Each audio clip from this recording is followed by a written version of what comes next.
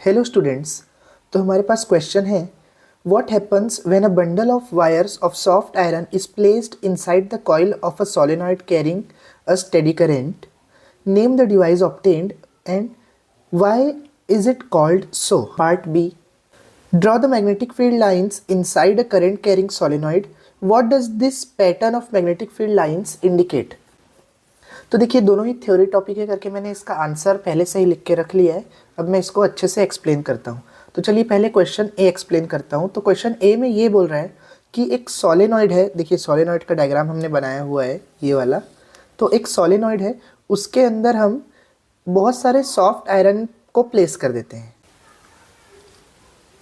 देखिए, वैसे तो हम पूरा का पूरा सॉफ्ट आयरन बार प्लेस करते हैं, लेकिन इस क्वेश्चन में बोल रहा है कि आयरन के छोटे छोटे वायर हम इसके अंदर रख देते हैं। तो इस वायर को रखने से हमें क्या फ़ायदा होगा और इस डिवाइस का नाम क्या है।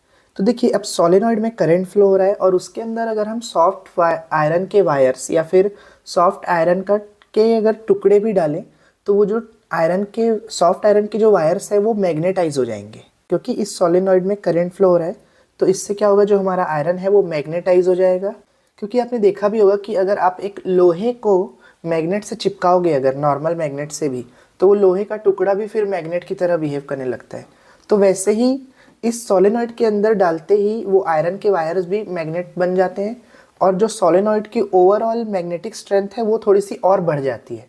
तो मतलब और अच्छा मैग्नेट बन जाता है ये। तो इसके आंसर में भी मैंने वही लिखा है कि अगर आयरन के वायर्स को अंदर डालें तो सॉफ्ट आयरन जो है वो मैग्नेटाइज हो जाएगा और जो ओवरऑल हमारे जो डिवाइस है, सोलेनॉइड है, उसकी मैग्नेटिक फील्ड बढ़ जाएगी और इस डिवाइस को हम इलेक्ट्रोमैग्नेट बोलते हैं।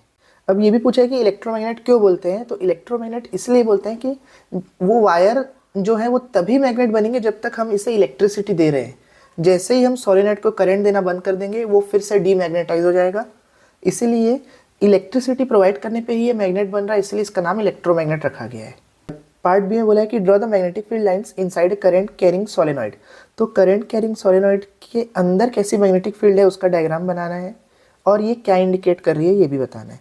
तो देखिए, सबसे पहले तो ये डायग्राम मैंने बनाया हुआ है, तो ये आपको एनसीईआरटी की बुक में भी मिल जाएगा डायग्राम।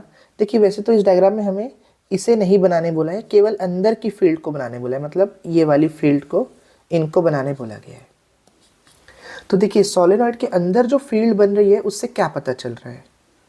तो उससे ये पता चल रहा है कि जो भी हमारी अंदर फील्ड है, पहली बात तो जो भी अंदर इलेक्ट्रिक फील्ड लाइंस है वो इक्वली स्पेस्ड है, यानी कि सभी लाइंस के बीच में स्पेस सेम है। तो यहाँ पे सोलेनॉइड के अंदर जो मैग्नेटिक फील्ड होगी वो हर जगह एकदम सेम होगी, मतलब चाहे यहाँ ले लो चाहे यहाँ, कहीं पे भी मैग्नेटिक फील्ड एकदम सेम है, क्योंकि फील्ड लाइंस हर जगह सेम है। पर अगर आप बाहर के केस में देखोगे तो ऐसा नहीं है। बाहर फील्ड लाइंस के बीच में स्पेस ज़्यादा है, इसलिए कहीं पे मैग्नेटिक फील्ड ज़्यादा, कहीं पे मैग्नेटिक फील्ड कम होती है। और ये मैग्नेटिक फील्ड लाइन एक बार मैग्नेट की तरह होती है, सेम।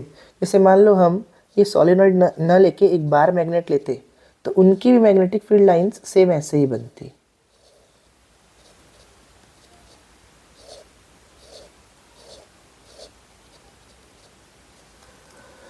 तो इसकी भी magnetic field lines same bar magnet की तरह है, ये भी इससे पता चल रहा है।